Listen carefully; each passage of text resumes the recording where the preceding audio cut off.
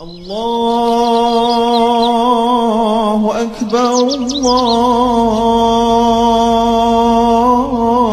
أكبر الله أكبر لا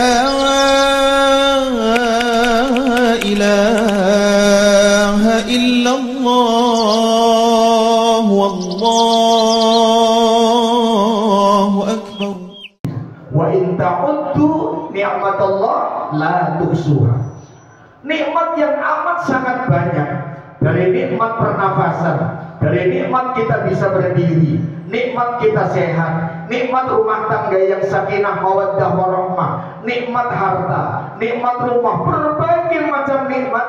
Tidak ada jalan lain Allah menuntut kita resiko dari nikmat yang diberikan itu. Fasholli li rabbika wanhar. Apa resikonya setelah Allah kasih nikmat? Syukuri. Bagaimana mensyukurinya? Dua caranya. Fasholli li rabbika, salat kepada Rabbmu, wanhar, dan berkorban karena Rabbmu. Jadi salat dan korban adalah dua sisi yang sama yang Allah Subhanahu wa taala cantumkan dalam Al-Qur'an di ayat yang sama. Fasholli li rabbika wanhar. Salat yang 5 waktu yang merupakan kewajiban kita setiap hari 5 waktu, wanhar, dan berkorban yang setahun sekali ketika Idul Adha datang. Walaupun jumhur ulama selain Imam Hanafi menyebut bahwa korban adalah sunnatun muakkadun, wajib, tapi wajib bagi yang sudah mampu. Karena Rasul menyebut kalau orang sudah diberi kelapangan rizki tapi tidak mau berkorban, wala taqrabanna musallana, jangan dekat-dekat musollaku.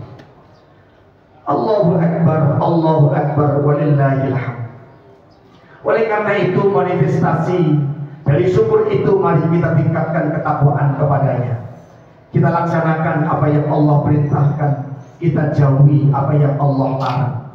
Salah satu perintahnya tadi adalah berkorban. Idul korban, ibadah korban, pemotongan hewan korban tidak pernah bisa kita lepaskan dari 3 serangkai yang monumental dalam Al-Quran, yaitu Nabiullah Ibrahim alaihissalam, Nabiullah Ismail alaihissalam, dan Siti Hajar alaihissalam. 3 serangkai inilah yang menjadi monumen kita untuk kita mampu melaksanakan kurban, untuk mencontoh beliau bagaimana kita berkorban. Millata Ibrahim Hanifah. Kita tidak bisa lepas dari 3 serangkai ini. Sejarah telah membuktikan bagaimana Nabiullah Ibrahim alaihissalam mengorbankan apa yang beliau cintainya, yang selama 86 tahun ditunggu-tunggu kelahirannya, yang bermunajat beliau 86 tahun namanya, tidak diberi keturunan. Lalu begitu diberi keturunan, Nabi Ibrahim diuji dengan dipisahkannya antara Palestina dengan Mekah, lalu ditinggal. Begitu menjelang dewasa Nabi Ibrahim datang lagi, tiba-tiba perintah Allah Subhanahu wa taala datang untuk menyembelihnya. Sebuah ujian yang luar biasa. Ikhwatul iman rahimakumullah, bukan prosesnya, tapi pada kesempatan yang berbahagia ini, Allahu Akbar walillahil hamd. Mari kita pelajari, kita analisa, kok bisa orang tua menawarkan satu prosesi yang menakutkan, yaitu menyembelih. Kok anaknya siap menerima? Kok istrinya siap menerima? Ada rahasia apa ini? Padahal keseharian kita sebagai orang tua, timbang nyuruh anak bangun subuh saja sulitnya luar biasa. Timbang menyuruh anak untuk ikut TPA saja sulitnya luar biasa. Timbang ibu menyuruh ke depan ke warung beli gula saja sulitnya luar biasa. Apalagi kalau dikasih kabar, saya disuruh Allah potong leher kamu. Ada apa Nabi Ibrahim alaihissalam dengan keluarga yang sedemikian, keluarga kecil, yang kelahirannya ditunggu-tunggu, yang kehadirannya ditunggu-tunggu, tiba-tiba begitu datang memberi kabar bahwa saya disuruh Allah memotong leher kamu. Dalam surat 102 Allah Subhanahu wa taala menyebutkan, A'udzu billahi minasyaitonir rajim. Falamma balagha ma'ahu sa'ya qala ya bunayya inni ara fil manami anni adbahuka fanzur madza tara. Qala ya abati fa'al ma tu'mar satajiduni insyaallahu minas sabirin. Di sini rahasianya. Di sini rahasianya. Seandainya kita orang-orang yang tinggal, yang hidup di zaman yang disebut dengan Gen Z ini, kita memiliki kemampuan leadership seperti Nabiullah Ibrahim, mampu mengelola rumah tangga seperti rumah tangganya Nabi Ibrahim. Apalagi kok sekedar disuruh sholat subuh, apalagi kok sekedar disuruh ke warung, luar biasa. Pasti sama dengan kita mengonkan listrik, yang listrik itu baru dipasang langsung nyala. Begitu listrik kita on, listrik langsung nyala. Betapa susahnya dan gelisahnya ketika listrik kita on-kan, sudah on sampai dipencet-pencet lampunya gak nyala-nyala, pasti ada masalah.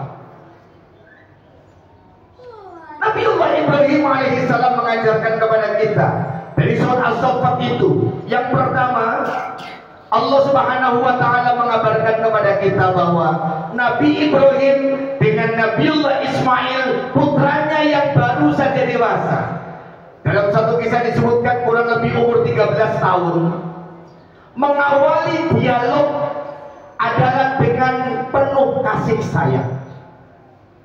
Dialog dengan penuh kasih sayang antara orang tua dengan anak, komunikasinya lancar luar biasa dan penuh kasih sayang. Tidak ada bentakan, tidak ada jeweran, tidak ada hardikan.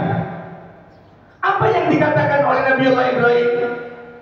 Ya bunayya inni ara fil manami anni adbahuka fanzur madza tara. Apa jawabannya? Ya abadi. Panggilannya saja menandakan sebuah kasih sayang. Ya bunayya, nah. Jawabannya ya ayah, ya abadi. Ikhwatul iman rahimakumullah, ibu-ibu dan bapak-bapak hadirin hadirat rahimakumullah. Kasih sayang antara orang tua dengan anak.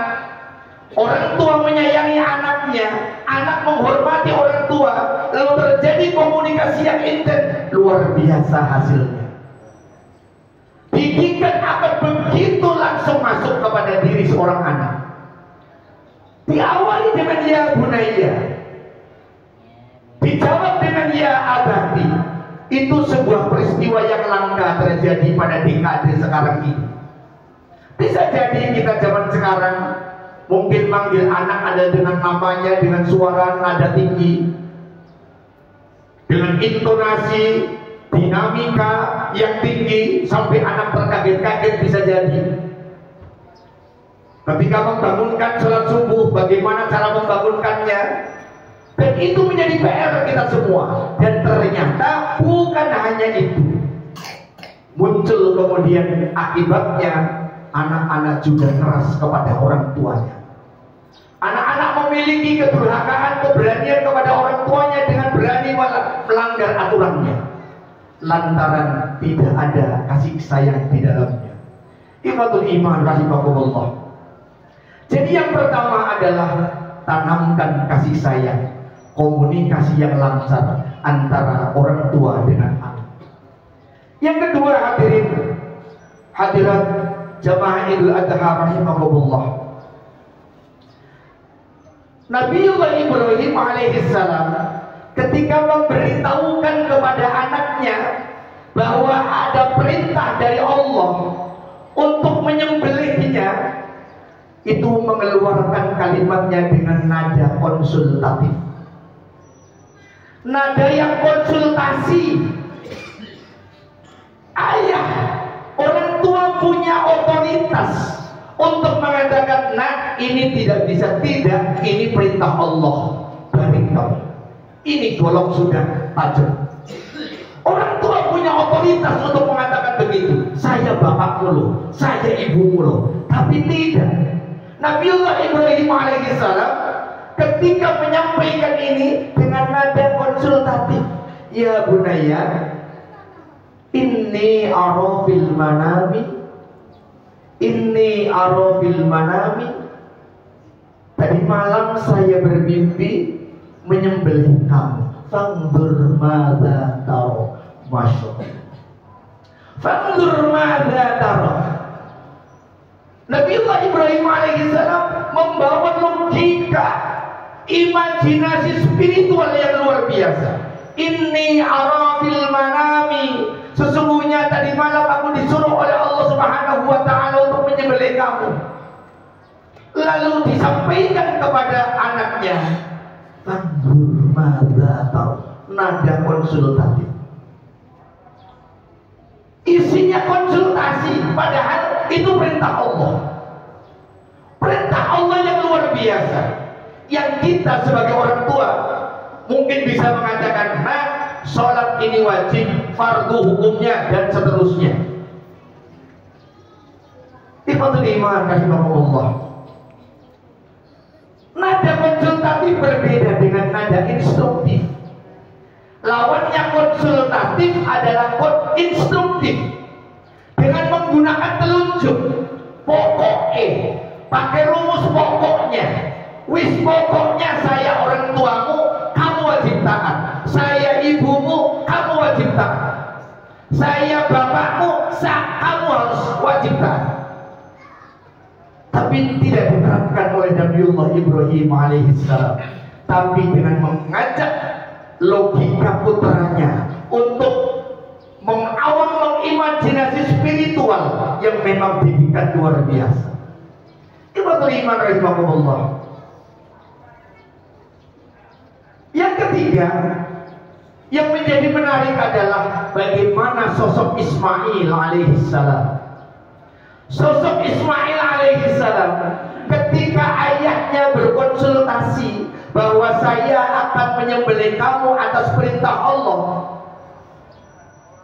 Seorang anak yang sudah dewasa, falamma balagha ma'ahu sa'ya, sudah beranjak dewasa, dia punya pemikiran, dia sudah punya juga jawaban yang dia dibebaskan untuk menjawab. Mungkin mengatakan, tidak ayah, tidak mungkin Allah menyuruh menyembelih. Gak mungkin orang tua nyuruh anaknya jadi sakit. Dia punya hak untuk mengatakan begitu. Tetapi Nabiullah Ismail alaihissalam tidak seperti itu. Jawabannya, ya abati if'al ma tu'mar. Ayah, kalau itu perintah Allah, laksanakanlah. Kalau itu perintah Allah, laksanakanlah. Allahu Akbar, Allahu Akbar, walillahil hamd. Ikhwatul iman rahimahumullah. Tidaklah seperti bim salabim menjadikan anak-anak kita mudah seperti itu, kecuali didikan yang luar biasa dari orang tua. Bisa dibayangkan single parent dalam tanda petik Siti Hajar begitu ditinggal oleh suaminya Nabiullah Ibrahim.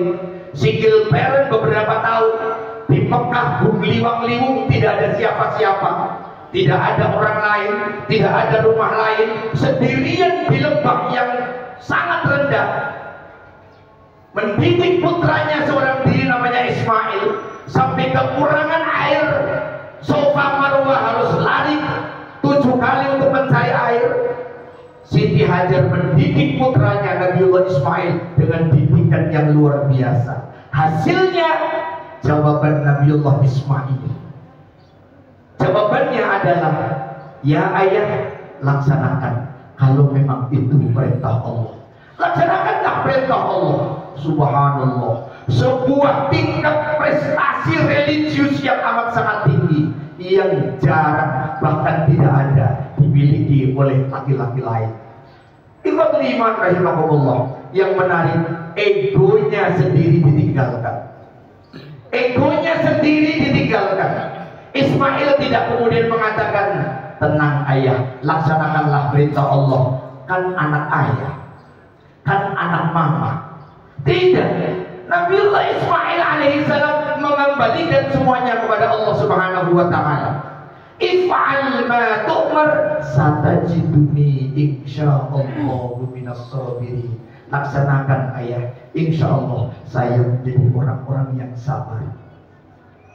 Ikhwatul iman rahimakumullah, Allah Subhanahu wa ta'ala mengaruniakan kepada kita, menganugerahkan kepada kita rumah tangga, keluarga, ada ayah, ada ibu, ada anak, dan ada keluarga yang lain. Harmonisnya rumah tangga menandakan tegaknya agama di dalamnya. Tenangnya rumah tangga menandakan betapa harmonisnya rumah tangga itu.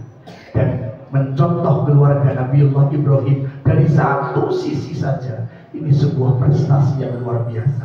Mudah-mudahan melalui hari raya Idul Adha ini, rumah tangga kita menjadi rumah tangga yang sakinah, mawaddah, warahmah. Barakallahu li wa lakum fil Qur'anil azim wa nafa'ani wa iyyakum bima fihi minal. Allahu akbar, Allahu akbar, Allahu akbar. La ilaha illallah, wallahu akbar. Allahu akbar, Allahu akbar, Allahu akbar. La ilaha illallah, wallahu